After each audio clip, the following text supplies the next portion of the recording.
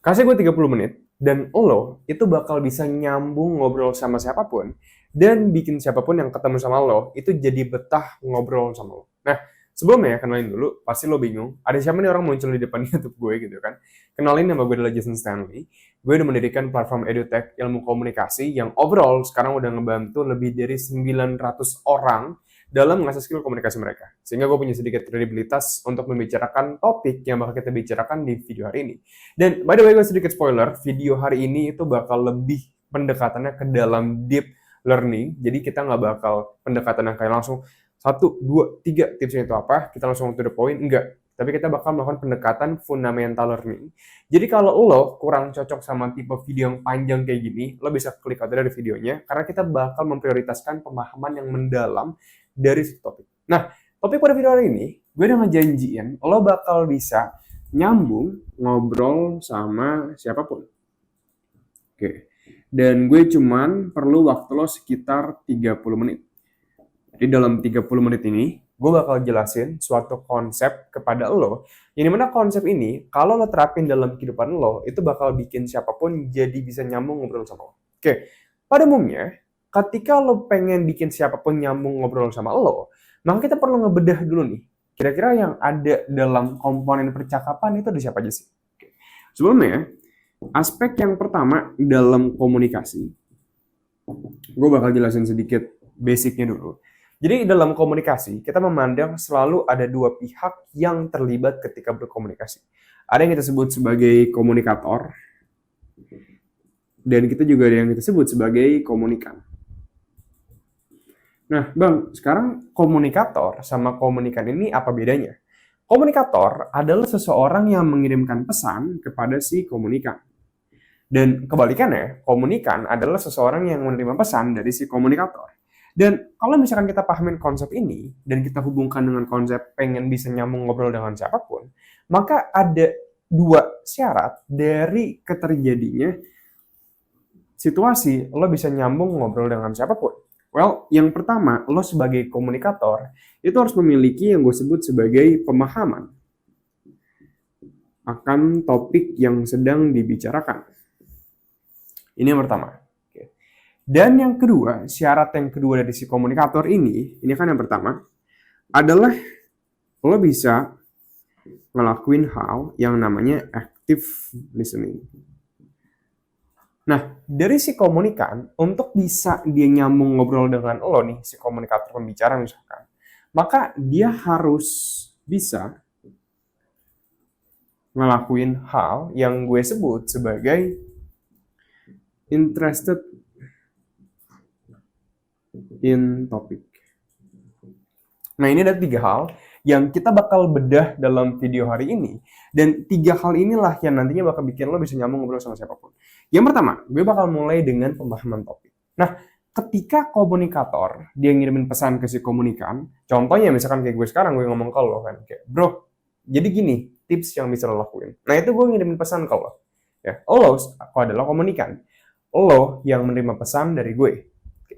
Sekarang dari sini, yang kita bisa tangkap dari pemahaman topik adalah, kalau lo sebagai si pendengar, mendengar komunikator nih, menyampaikan pesan ke lo, entah dia ngomongin kayak, bro, gue lagi pusing banget, di kantor gue kemarin lagi ada banyak yang PHK nih, bro, gue pusing banget, lo tau gak, klub bola gue itu kalah, klub favorit yang udah gue jago-jagoin. Nah, ketika lo ngedenger hal-hal kayak gitu, maka kita punya sedikit diagram, gue bakal gambarin diagram grafiknya, di tengah sini aja ya. Ini namanya gue sebut sebagai diagram grafik pemahaman. Diagram grafik pemahaman ini adalah pemahaman akan pengetahuan dunia. Jadi segala pengetahuan dunia ada dalam lingkaran ini. Yang pengen gue lo pahamin adalah ketika kita berbicara, seringkali kita membicarakan banyak banget topik bareng teman-teman kita. Ya dong, kayak lo nggak mungkin cuma sekedar ngobrol sama teman kayak, gimana lo kemarin, hari-hari lo hujan ya, lo makan apa, gimana games lo, gini-gini, dan segala macam gitu.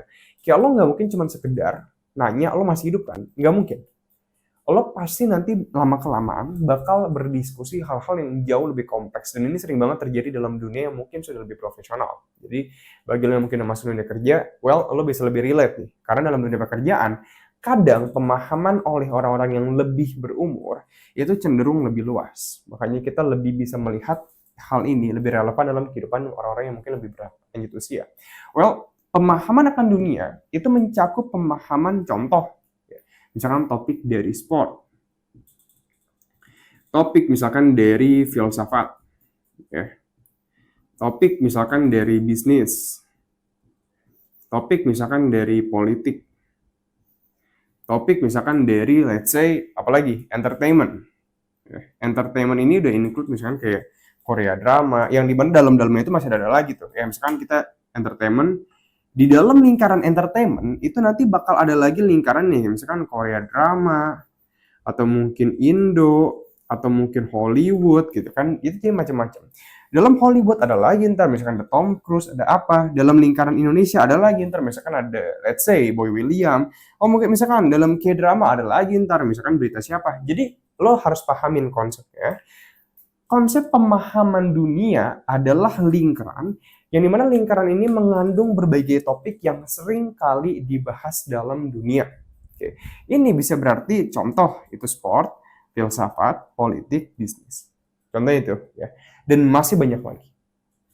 Yang gue pengen lo pahamin, yang pertama banget yang bakal bikin lo bisa nyambung ngobrol sama siapapun, adalah semakin luas pemahaman lo akan suatu pengetahuan dunia, maka semakin besar juga kemungkinan lo untuk nyambung ngobrol dengan siapapun yang lo ketemui. Ya. Nah, kenapa Bang? Karena pada dasarnya semakin banyak hal yang lo tahu, maka semakin banyak hal yang lo bisa bicarakan. Dan ini sering banget kejadian. Hal sesimpel ini doang, ini sering jadi penyebab. Dimana gue sering banget dapet respon dari DM waktu itu, dan gue sering kelola DM-nya. Kayak gue sering chattingan bareng orang-orang yang mungkin, Bang, kayak gue ada masalah nih, gue kayak susah banget Bang nyambung ngobrol sama teman-teman gue gitu kan. Dan hal ini itu pas gue gali lebih dalam, gue ngelakuin probing kayak, kenapa bro, kok lo bisa sampai susah nyambung ngobrol doang? Kayak apa yang lo rasain waktu itu? Dan mayoritas orang itu pasti ngejawab salah satunya adalah, gue nggak paham Bang, apa aja yang pengen gue ngomongin Bang. Kayak gue paling cuma kayak, oh iya, oh gitu ya, oh seru banget ya. Kayak gue nggak tahu gue harus nanya apa Bang. Kayak gue juga nggak tahu, kalau gue mau sharing, gue juga nggak tahu tuh topiknya tentang apa. Nah jadi semua ini berasal dari pemahaman akan dunia yang kecil. Dan goals pertama yang bisa kita lakuin dalam 30 hari ke depan, kalau lo pengen terapin konsep ini adalah, satu, ya, perluas pemahaman dunia lo dengan cara di sininya, itu yang paling absolutely gue rekomendasi adalah baca buku. Ini satu, baca buku. Yang kedua, baca berita harian. Ini adalah news. Dan yang paling sering banget gue selalu bilang ke siapapun, minimal banget lo harus baca sejarah. Cukup 3 hal topik ini ya. Jadi baca buku itu untuk pemahaman yang gue sebut sebagai general knowledge atau pengetahuan yang lebih umum general. Dan baca berita news itu lebih ke arah lo update nih dunia lo yang sekarang ada, modern, present world kita sebutnya. Jadi di present itu adalah kita update dengan berita-berita terkini. General udah, berita terkini udah, sekarang baca sejarah. Baca sejarah memberikan kita konteks untuk bisa lebih memahami pembicaraan yang lebih mengarah kepada politik, filsafat, dan juga lebih ke bisnis. Jadi sejarah ini mencakup 3 topik utama. Nah, gue selalu rekomendasiin orang kalau baca buku, silakan lo nanti bisa cek rekomendasi buku list gue. Nanti gue bakal taruh di deskripsi di bawah. Lo juga bisa cek untuk ya berita news. Gue rekomendasiin banget baca dari kompas.com. Gue pribadi baca dari kompas.com karena itu lebih terpercaya biasanya. Dan untuk baca sejarah, lo bisa pelajarin berbagai sejarah kayak misalkan Napoleon Bonaparte, terus juga sejarah dari Perang Dunia, dan semua itu benar-benar mempengaruhi banget pengetahuan lo akan dunia. Pasti banget. Lo baca sejarah, lo paham akan dunia yang terbentuk sekarang. Karena kita ngelihat data dari masa lalu untuk memprediksi masa depan. Sekuat dan seberpengaruh itu baca 3 topik ini. Nah, selain 3 topik ini, yang gue pengen lo juga lakuin adalah yang kedua. Ini gue hapus dulu. Kalau yang pertama kita udah ngejelasin bahwa pemahaman dunia itu mempengaruhi cara lo bisa nyambung ngobrol dengan siapapun. Well, yang kedua yang gak kalah penting adalah lo harus bisa ngelakuin yang namanya interested in topic. Nah, ini berarti kita membuat lawan bicara tertarik dengan topik yang kita bicarakan. Nah, sekarang gini, Bang, emang kenapa gue harus bikin lawan bicara tertarik dengan topik yang gue bicarakan? Karena pada dasarnya, lo nggak peduli, lo ngobrol 1 jam, 2 jam, 3 jam, 4 jam pun, kalau topik yang lo bicarakan nggak menarik bagi lawan bicara, dia nggak bakal mau ngobrol sama lo. Titik, nggak pakai koma. Mau lo se-interested, lo se-hype apapun ngebicarain topik tersebut, kalau lawan bicara itu nggak tertarik, dia nggak bakal mau ngomong sama lo. Karena pada dasarnya, ini yang gue sebut dalam ini namanya piramida kebutuhan manusia. Ya. Piramida kebutuhan manusia itu ditemukan oleh seorang psikolog yang namanya Abraham Maslow. Tenang, gue bakal jelasin. Ya. Abraham Maslow, seorang psikolog dari Amerika, dia pernah mencari apa sih kebutuhan tertinggi manusia. Apa yang manusia paling butuhin dalam kehidupan mereka. Well, yang pertama itu disebut sebagai SA, bukan Stanley Academy, kursus gue. Itu self-actualization, di mana manusia pengen bisa meraih level tertinggi dari diri mereka. Mereka pengen jadi Superman, singkatnya. Yang kedua, selain level tertinggi dari diri mereka pengen banget mendapatkan sebuah konsep yang disebut sebagai social acceptance. Well, ini mirip-mirip SA juga sama. Social acceptance adalah kondisi di mana ketika dunia sosial itu menerima lo sebagai seorang bagian dari grup kehidupan manusia. Well, bentuknya yang lebih konkret itu bisa jadi lo itu didengarkan, opini lo didengarkan, okay? Lo merasa dispesialkan, lo misalkan dihargain, dan ini semua yang selalu gue bilang dalam dunia media sosial, terutama Instagram, platform sebesar Instagram bisa sukses karena mereka bikin lo itu merasa dihargain, spesial, didengar, dan lo menjadi satu-satunya bintang atau pusat dari dunia. Oke, kalau lo ngelihat, gue sempat baca data, gue lupa. Tapi gue sempat baca data, the growth of narcissistic people itu increase dramatically ketika media sosial itu menjadi lebih populer. Lo bisa ngeliat datanya. Oke, orang-orang di media sosial, mereka cenderung lebih menjadi orang yang narsis. Karena dunia sosial aja, medsos aja nih, perusahaan sebesar itu melayani kebutuhan kedua dari manusia. Dan kebutuhan kedua dari manusia, kalau kita lihat dalam dunia komunikasi, karena kita harus nge-combine aspek psikologi ini, karena kita punya logik, ya, logikanya, manusia itu paling pengen didengar, ya. Maka kalau kita pengen bikin lawan bicara mendapatkan ini didengar, kita bisa menjadi posisi masyarakat yang membuat dia merasa didengar.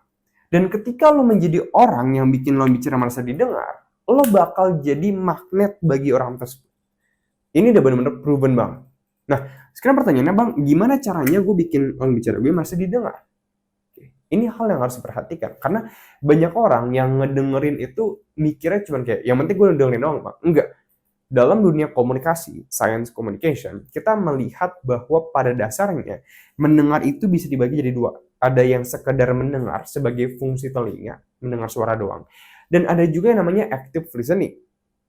Di sini gue bakal ngebahas untuk bagian yang dari active listening. Nah, active listening itu terbagi menjadi dua kondisi. Yang pertama adalah lo harus bisa membicarakan atau mendengarkan membicara pada topik yang dia sukain. Jadi nggak bisa di topik asal doang gitu kan. Dan yang kedua, lo baru ngelakuin yang namanya active listening-nya. Ini dulu syaratnya. Nah, gue bakal jelasin korelasi antara active listening dan tertarik kepada topik, dan juga yang pertama tadi tentang pemahaman sebuah topik. Gue bakal jelasin dulu. Sekarang gini ya. Gimana caranya, Bang? Gue paham apa sih yang lawan bicara itu sukain. Karena cari apa yang lawan bicara sukain itu nggak mudah. Topik apa yang dia suka. Nah, cara yang paling favorit banget, step by step, program menemukan topik yang lawan bicara suka, itu gue sering banget ngelakuin konsep ini. Ini gue sebut sebagai piramida pencarian golden topic. Yang pertama, lo pengen harus ngelakuin A/B testing topik ke siapapun yang lo ketemuin. A/B testing topik ini itu lo menanyakan pertanyaan yang misalkan ada di bidang sport atau mungkin ada di entertainment ya, atau mungkin ada di bidang politik ya, atau mungkin filsafat atau mungkin let's say di bagian bisnis. Nah, ini yang pertama ya. Lo ajuin pertanyaan kepada lawan bicara yang basisnya itu bisa jadi kayak, lo udah sempat denger belum berita yang terbaru? Misalkan dari sport nih ya. Kemarin baru aja di sepak bola misalkan klub siapa gitu, lo coba aja. Atau let's say lo mau ambil pendekatan dari yang bisnis. Lo bisa bilang kayak, bro, lo tahu gak sih konsep dari leads magnet? Overall lo pribadi ngerasanya gimana sama konsep leads magnet itu cukup oke atau enggak buat kita terapin dalam digital marketing? Misalnya kayak gitu ya. Dan dari segala A/B testing topik yang lo bicarakan, kayak Korea drama, lo ngomongin Korea drama, entertainment, film, segala macam. Dari sini bakal mengerucut ke bagian berikutnya adalah lo mencari topik yang satu bikin lo bicara mata jadi hah gitu. Yang kedua, bikin lo bicara yang awalnya main handphone, naruh handphone ya dan fokus ke lo. Yang ketiga, bikin lawan bicara yang awalnya cuman oh iya doang, jadi tertarik buat mengungkapkan pendapat dia tentang topik tersebut. Jadi yang awalnya cuman diem doang, jadi lebih banyak ngomong. Gue benar-benar menyarankan lo mengikuti insting lo. Karena insting kita tuh lo bisa dapetin nih, kira-kira orang tertarik atau enggak ya sama topik yang gue bicarakan. Lo pasti bakal tahu. Dan let's say, lo itu ketemu bahwa lawan bicara lo itu suka sama topik yang filsafat. Topik filsafat ini udah menjadi kunci dari yang tadi yang gue sebutin tentang interested in topic. Ketika kita menemukan dia suka topik filsafat, well, lo udah bikin dia itu jadi tertarik dengan topik tersebut. Oke, lo udah tahu dia tertarik dengan topik tersebut. Sehingga ini gue sebut sebagai golden topic. Nah, ini sering gue bicarakan di Stanley Academy 3 Hour Communication, dan ini bagian paling penting banget dalam komunikasi. Ketika lo menemukan golden topic, next berikutnya lo harus ngelakuin hal yang namanya active listening. Active listening, gue nggak bakal bahas banyak banget tips ya, karena sebenarnya luas banget. Untuk lo memahami cara mendengarkan aja, ini ada yang bagian kayak body language, ada yang bagian cara lo mendengarkan, cara lo bertanya, cara lo misalkan natap lawan bicara, cara lo ngadepin badan lo. Ini benar-benar luas banget topiknya. Dan ini gue udah bahas dalam kursus gue di 3 Hour Communication Stanley Academy. Jadi kalau lo pengen cek fullnya aja, lo bisa cek nanti di kursus gue. Tapi overall, gue bakal kasih beberapa tips untuk ngelakuin active listening. Dalam ngelakuin active listening, satu, gue selalu bilang lo pakai metode kotak. Yang kedua, lo harus ngelakuin namanya probing. Yang ketiga, itu gue sebut sebagai CS atau confirmation sound. Ini 3 hal yang kalau lo terapin setiap kali lo mendengarkan lo bicara, itu bakal bikin lo bicara lebih betah, ngobrol berjam-jam dengan lo. 1, kotak. Ya. Lo bayangin sekarang, antara lo sama gue, itu ada kotak. Ya. Apapun yang terjadi di luar kotak ini, sekarang, jangan lo buang fokus lo. Mau tiba-tiba ada apa jatuh, ada misalkan let's say ada orang jalan, ada orang manggil ke lo, jangan. Lo fokusnya ke gue dulu. Mata, suara. Kalau lo udah fokus sama gue, yang kedua yang perlu dilakuin dalam active listening topik ini adalah lebih banyak bertanya mengenai opini dia, pengalaman dia, pandangan dia akan topik tersebut. Tadi kita sempat mention, topik kesukaan dia adalah filsafat. Lo bisa banyak bertanya. Kayak misalkan, tapi bro, lo pernah denger opini dari David Hume gak? Lo pribadi setuju gak dengan opini David Hume yang menjelaskan bahwa apa? Atau let's say, dia misalnya bilang tentang Marcus Aurelius. Dia suka banget sama konsep dari stoikisme. Lo bisa bilang kayak gini, oh, I see. Lo udah berapa lama bro nerapin stoikisme? 3 tahun. Selama 3 tahun, gue pengen tahu sih. Selama lo 3 tahun nerapin stoikisme, emang berasa gak sih ada perubahan di kehidupan lo? Karena gue juga pengen nih, gue pengen tertarik banget sama konsep stoikisme. Saya kayak gitu. Jadi, lo bilang lo tertarik akan topik yang dia sukain, dan lo lebih banyak nanya pertanyaan, pengalaman, dan pandangan dia akan topik tersebut. Yang terakhir, setiap kali dia ngomong ke lo, jangan sambil main handphone lah, lo baca buku. Jangan, lo taruh handphone lo taruh buku lo, dan lo bilang ke dia, oh, Terus, oh I see, 3 tahun lo belajar, oke. Nah itu adalah confirmation sound. Itu menunjukkan bahwa lo mendengarkan. Confirmation sound bisa disampaikan melalui kayak kata-kata oh, atau lo bisa mengulangi 1 sampai 3 kata terakhir yang dia bicarakan. Itu namanya mirroring. Misalnya dia bilang, kemarin gue sempat baca buku Marcus Aurelius tuh, yang meditation. Nah, lo bisa bilang, meditation. Terus, nah jadi lo mirroring. 1 sampai 3 kata terakhir lo pilih, dan lo ucapin ulang. Nah, ini, itu bakal bikin siapapun jadi nyambung, betah ngobrol sama lo. Nah, by the way, bagi lo pada yang pengen lancar berkomunikasi hanya dalam 30 hari doang, bisa lancar berkomunikasi tanpa rasa gugup, gagap belibet, bahkan nguasain skill komunikasi seperti berretorika.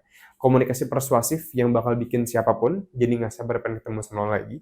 Dan lo juga bisa menguasain karisma yang bakal bikin siapapun nyaman ketika ngobrol sama lo. Lo juga bisa nerapin retorika yang bakal membantu lo memenangkan setiap debat. Dan masih banyak banget materi-materi lainnya, lo bisa cek aja sendiri. Overall, dari kursus 3 Hour Communication, itu udah ada 900 orang lebih yang ngerasain perubahan drastis banget dalam kehidupan mereka setelah nerapin materi yang mereka pelajarin dari 3 Hour Communication ke dalam kehidupan mereka. Lo bisa cek aja kursusnya di stanleyacademy.com, dan nanti kalau misalnya 1.000 orang, harganya juga bakal naik lagi ke 199.000, yang sekarang tuh lagi harga diskon, jadi yuk join sebelum terlambat. Atau lo bisa cek aja linknya di pin komentar di bawah. Bye-bye.